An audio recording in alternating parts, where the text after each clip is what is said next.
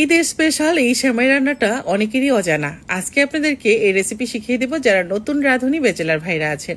আর যারা জানেন তারা তো জানেনই, তবে এটা কিন্তু টেবিলের সৌন্দর্য বাড়িয়ে দেবে, যেমন খাওয়ার মধ্যেও কিন্তু তৃপ্তি এনে দিবে। এই ডেজার্ট তৈরি করতে লাগবে ঘি, দানাদার সুগন্ধি ঘি। আর এই ঘি দিয়ে কিন্তু আমি এখন সেমাইটাকে ভেজে নেব। আমি এখানে চিকন সেমাই নিয়েছি 1 প্যাকেট। সেমাইটাকে একটু ভেঙে নিলেই ভালো হয়। তো সেমাইটা এখন আমি ভেজে নিচ্ছি ঘিয়ের মধ্যে। চাইলে তেলেও করা যাবে, বাট ঘিয়ের যে স্মেল সেটা কি আর তেলে পাবেন বলেন। আর এটা হলো আমার নিজের হাতে তৈরি করা দানাদার ঘি। যদি কারো লাগে স্ক্রিনের উপর ফোন নাম্বারে ফোন করে অর্ডার করে নেবেন। সেমাইটা ভালো করে ভেজে নিয়েছি 5-6 মিনিটের মতো। চিনি দিয়ে দিলাম 1/2 কাপ পরিমাণ। কনডেন্স মিল্ক দিতে হবে এই সেমাই রান্নার ক্ষেত্রে। এখানে আমি প্রায় 5 টেবিল চামচ পরিমাণ কনডেন্স মিল্ক অ্যাড করেছি।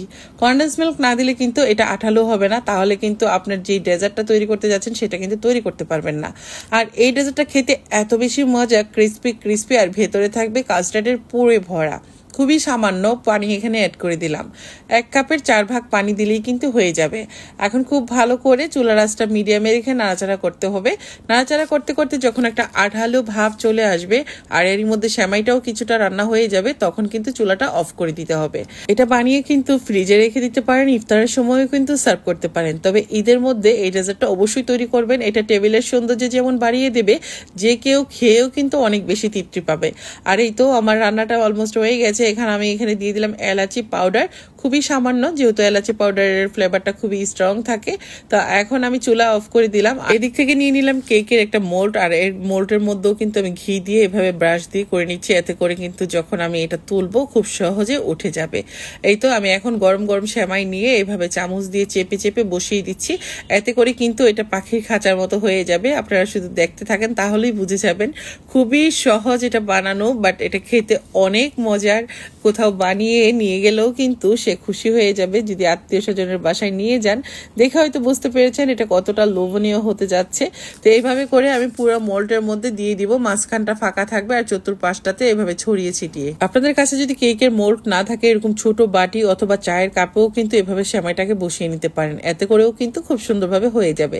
এভাবে বসানো হয়ে গেলে আমি নর্মাল ফ্রিজে রেখে দিব 10 মিনিটের জন্য। আর 10 মিনিটের মধ্যে এদিক থেকে আমি একটা কাস্টার্ড তৈরি করে নিচ্ছি।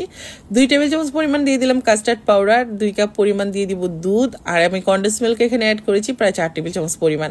এই জন্য আলাদা করে কোনো চিনি অ্যাড করব না। আপনারা যদি মিষ্টির পরিমাণ বাড়িয়ে খেতে চান একটু চিনি অ্যাড করতে পারেন, কারণ গুঁড়া দুধের মধ্যে কিন্তু প্রচুর পরিমাণ চিনি দেয়া থাকে। গুঁড়া দুধ না, সরি, কনডেন্স মিল্কের মধ্যে।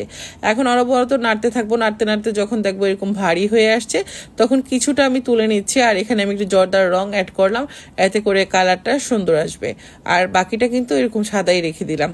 এখন চুলা অফ করে দিব। আমার কাস্টার্ড কিন্তু রেডি। এখন ঠান্ডা হয়ে গেলে এটা অনেকটাই থকথকে হয়ে যাবে, যেহেতু এখন অনেকটা গরম। আর গরম গরম অবস্থায় আমি দিয়ে দিব সেমাইয়ের উপরে। এখন আমি ফ্রিজ থেকে নামিয়ে নিলাম। দেখুন এটা কত সুন্দরভাবে মাশাআল্লাহ সেট হয়ে গেছে।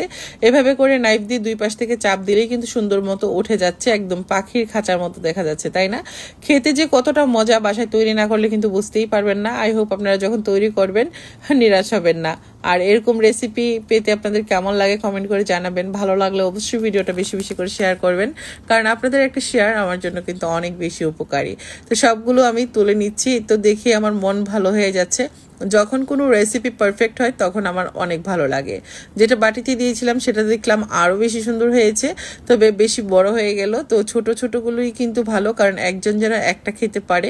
এখন কাস্টার্ডগুলো আমি এভাবে ঢেলে দিচ্ছি, দেখে হয়তো বুঝতে পারছেন। আর কাস্টার্ডের মধ্যে আমি যেই আরেকটা কাস্টার্ড কালার করে রেখেছিলাম সেটা একটা পাইপিং ব্যাগে ভরে নিলাম, আর উপর থেকে এইভাবে করে দিয়ে দিচ্ছি। এতে করে দেখতে ডিজাইনটা অনেক বেশি নাইস লাগছে। তো আপনাদের কাছে কেমন লেগেছে কমেন্ট করে জানাবেন। ভালো লাগলে অবশ্যই ভিডিও বেশি বেশি করে শেয়ার করবেন। কারো যদি এবারের ঈদে ঘি লাগে, দানাদার সুগন্ধি ঘি আমার নিজের হাতে তৈরি করা, অবশ্যই ঘিয়ের জন্য আপনারা ইনবক্স করতে পারেন, অথবা ফোন নাম্বার স্ক্রিনের উপর দিয়ে রেখেছি, সেখানে ফোন করে অর্ডার করতে পারেন। সবাই ভালো থাকবেন। আল্লাহ হাফেজ। আসসালামু আলাইকুম।